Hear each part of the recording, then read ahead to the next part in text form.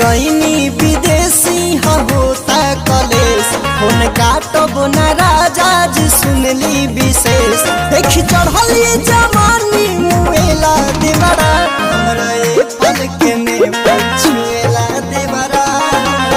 ए पल के ने पछुएला देवरा ए पल के ने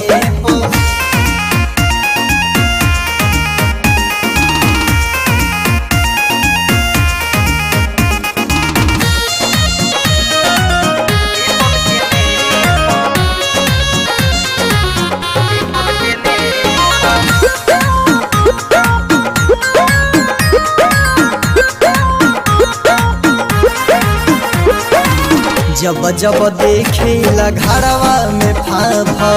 तबे कड़ाही में छानेला पापा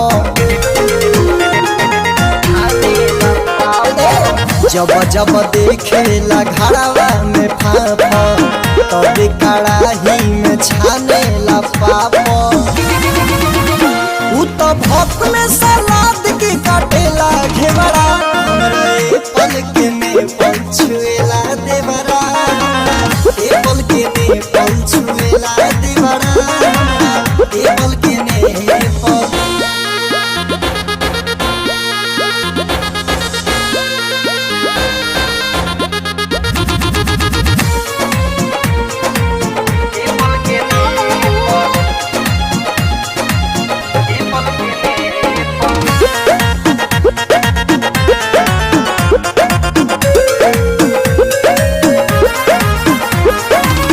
पिया अभिषेक तनी देख ली आई के छोड़ दी है हमारा के हिक भसा धाई के पिया बेदर्दी हो देख ली आई के छोड़ दी है हमारा के हिक भसा धाई के रहे घर में घूमे न जाला चेवरा पल के में पछुएला देवरा ए पल के में पछुए